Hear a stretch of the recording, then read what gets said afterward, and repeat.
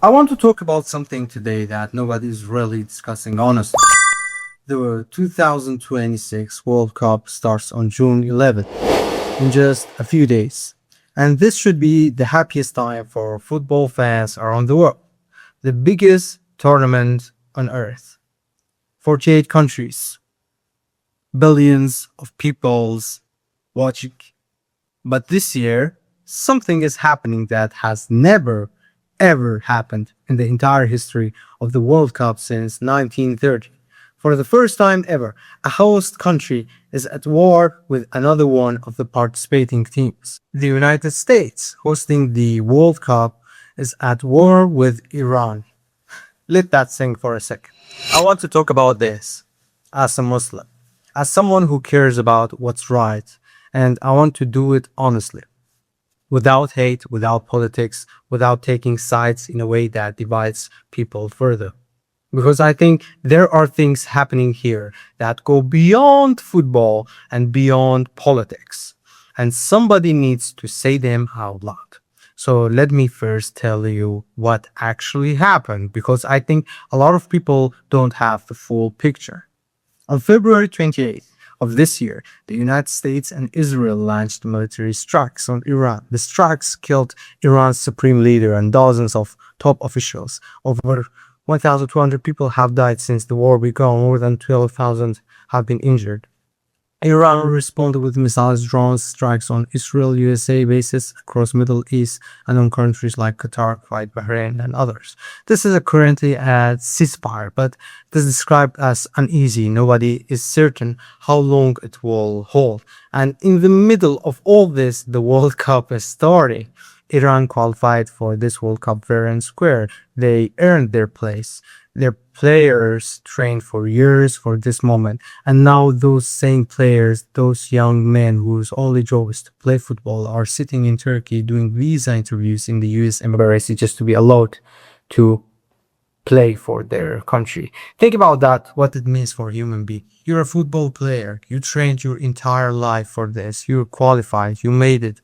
And now you're sitting in Ankara applying for a visa from the country that bombed your homeland.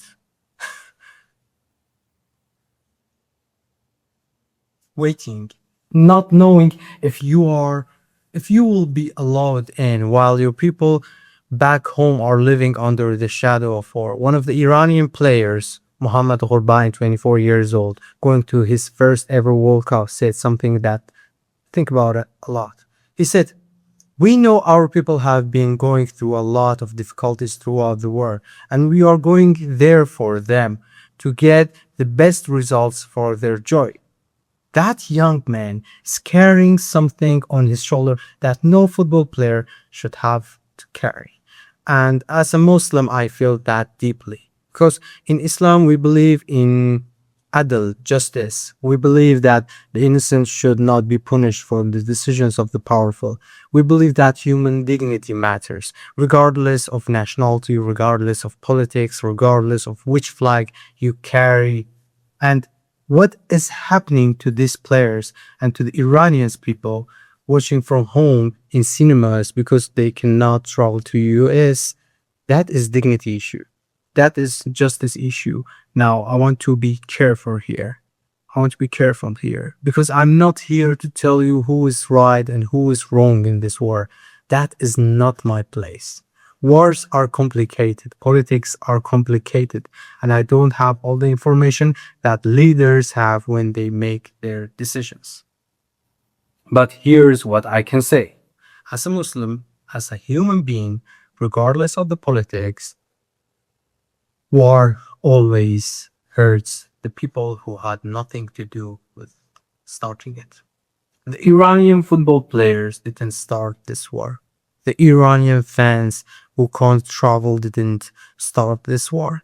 The civilians on all sides who are suffering didn't start this war, and yet they are paying the price. That is the reality of war. It's always have been. It always will be. And the World Cup, which was supposed to be a celebration of the unity sport or humanity can achieve together, has become a stage of geopolitical tensions. FIFA says sport and politics should be separate. They say this loudly and often. They have rules about it. They punish countries for mixing sport and politics. But what do you do when the host country is at war with a participating country? What rule covers that? What regulation handles that? The answer is there isn't one. Because nobody ever thought it could happen. And yet, here we are. Iran eventually got their visas. Their player landed in Mexico because they moved their base to Tijuana to minimize their time on US soil. So they are scheduled to play New Zealand on June 15th in Los Angeles, Belgium on June 21st, and Egypt on June 26th. And if things go a certain way, if both teams progress, Iran and the United States could face each other on the pitch on July 3rd. Just think about what that match would mean. Two countries at war on the same football pitch in front of billions of people watching. I don't know what that moment would look like. I don't know what it would feel like, but I believe, and this is me speaking from my heart as a Muslim, that if that match happens, it will be one of the most powerful moments in the history of sport, because football has done something that governments and diplomats often could not do. It has put two sides face to face, not with weapons, not with threats, but with the ball, and rules that both sides agree to follow, and referees that both sides respect. And in that moment, for 90 minutes at least, there is no war. And by the way, this is a halal drink. Okay, there is only the game. Now, I want to say something directly, especially to my Muslim brothers and sisters watching this. In Islam, we make dua, we pray. And right now, my dua is simple. I pray for the civilians on all sides who are suffering. I pray for the families who have lost loved ones. I pray that the ceasefire holds and that peace comes. Real peace, not temporary silence. And I pray that Iranian players who have sacrificed so much just to be at this tournament get to play. That they get those 90 minutes, that they get to represent their people on that pitch, because these players are carrying something bigger than football. They are carrying the hope of a nation that needed something, anything to feel joy about, and that whatever your politics, whatever your religion, whatever your nationality, that is something worth rooting for. Here's what I want to leave you with. The World Cup was built on one idea, one simple idea.